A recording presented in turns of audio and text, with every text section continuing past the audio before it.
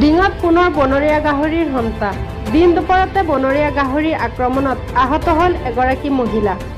গুৰুতৰভাৱে আহত মহিলাগৰাকী ডিঙৰ শিল্পীনগৰৰ অল্পনা বিশ্বাস।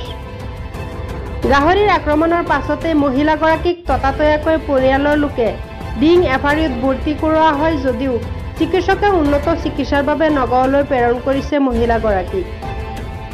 মহিলাগৰাকীৰ অৱস্থা বৰ্তমান সংকটজনক বুলি জানিবলৈ দিছে চিকিৎসকে।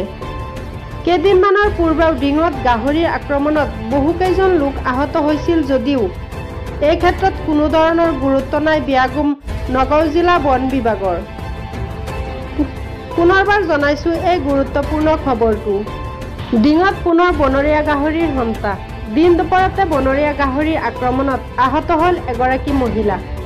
গুৰুতৰভাৱে আহত মহিলাগৰাকী ডিঙৰ শিল্পীনগৰৰ অল্পনা বিশ্বাস। গাহৰিৰ আক্ৰমণৰ পাছতে মহিলাগৰাকীক ততাতৈয়াকৈ পৰিয়ালৰ লোকে ডিং এফআৰইউত ভৰ্তি কৰোৱা হয় যদিও চিকিৎসকে উন্নত চিকিৎসাৰ বাবে নগাঁৱলৈ প্ৰেৰণ কৰিছে মহিলাগৰাকীক। মহিলাগৰাকীৰ অৱস্থা বৰ্তমান সংকটজনক বুলি জানিবলৈ দিছে চিকিৎসকে। কেইদিনমানৰ পূৰ্বেও ডিঙত গাহৰিৰ আক্ৰমণত বহুকেইজন লোক আহত হৈছিল যদিও এই ক্ষেত্ৰত কোনো ধৰণৰ গুৰুত্ব নাই বিয়াগুম নগাঁও জিলা বন বিভাগৰ। News desk ND 365।